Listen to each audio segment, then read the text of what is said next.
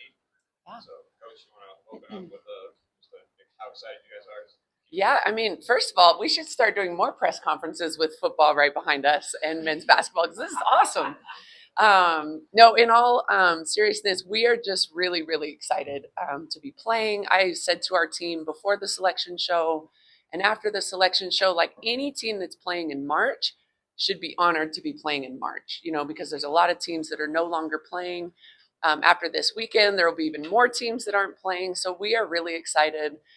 This year's ball club has been through a lot, even before the season started, with 10 new players and only having a couple returners that had played significant minutes. We felt like this team had a ton of potential, but that it was going to take some time, to get to where we could be.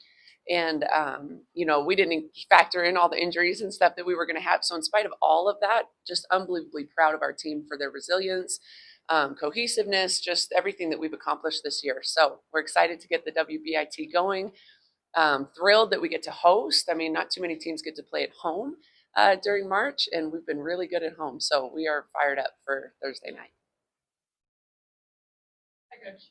You get two sports before. Yeah. Just your takeaways from your first year in the Big 12 and what this conference gave you, how it made your team better. Yeah, I think the Big 12 is one of the more well-rounded conferences in the country. We ended up with one of only two conferences, in the final top 25 last week with 5 top 25 teams. So obviously very strong conference.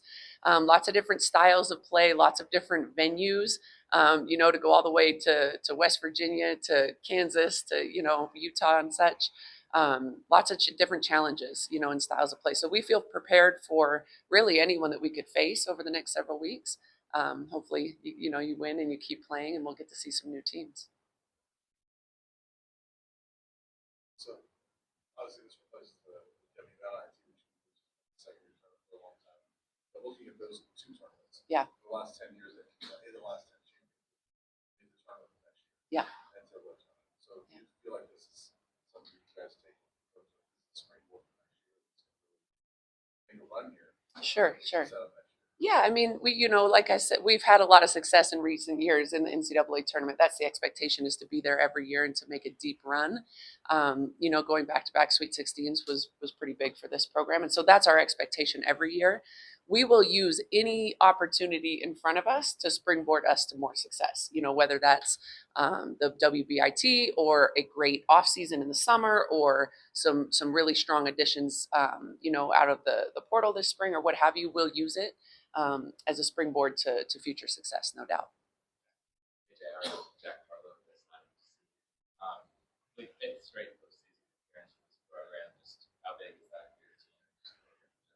Yeah, I think Brian actually mentioned it to me last week, just saying, it's really awesome how far we've come.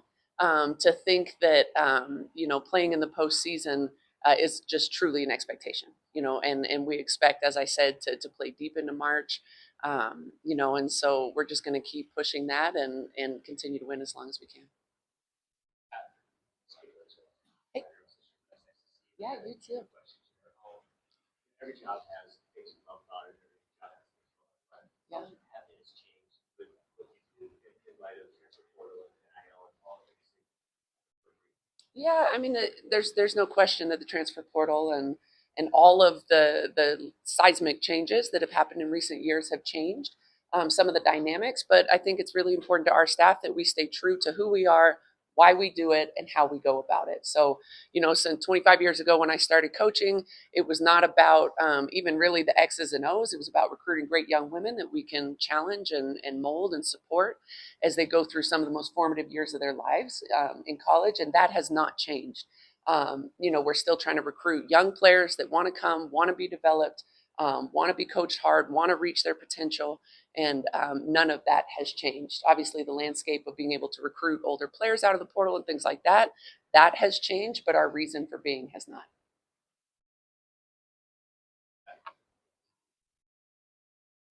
Question for you. So, clearly, women's sports, just by and large, don't have the resources that men's sports have. Sure. Have you noticed a widening of the gap between the haves and the have-nots? Sports level, maybe even to a more significant degree than on the other side? Yeah, I really can't speak to the men's side because I honestly only know what I read on Twitter or, in the news or what have you.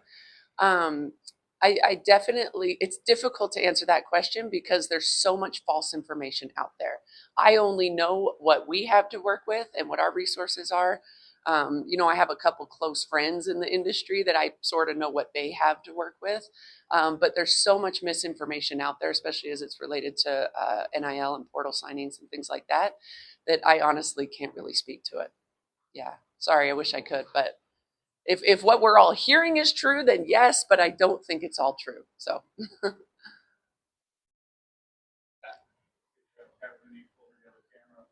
Just wondering, you mentioned in your opening, a lot of new players this year, a lot of injuries you've dealt with.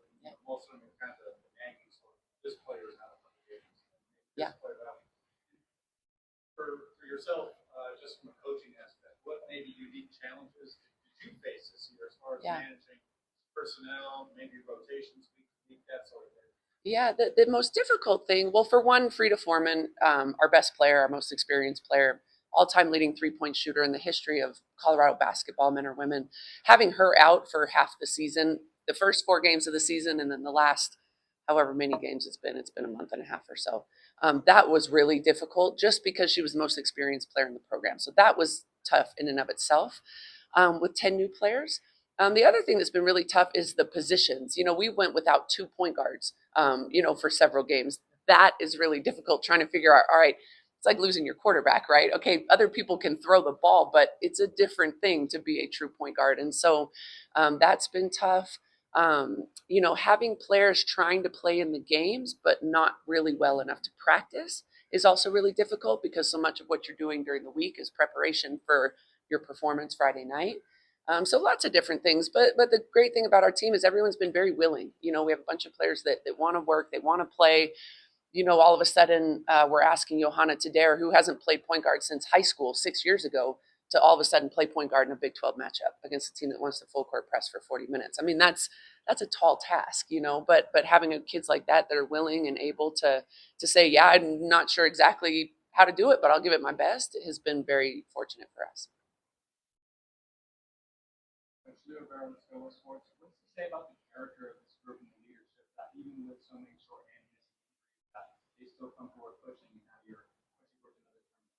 Yeah, I think it speaks very highly of both, the leadership and the character, and honestly, just sort of the overall toughness of the group. Johanna Tadera, as I mentioned, is a perfect example of someone, who just says, I'll do whatever you need me to do. I'll do it to the best of my ability, and win, lose, or draw, we're gonna fight for it. And so we have a lot of players that have done that throughout the year, and honestly, that's always been the makeup of our teams. Been very tough, physical, never wilt, totally fearless, and so with 10 new players, it's actually pretty cool to see that, we may not be as tough as we've been or as, whatever, but we definitely have that in our program.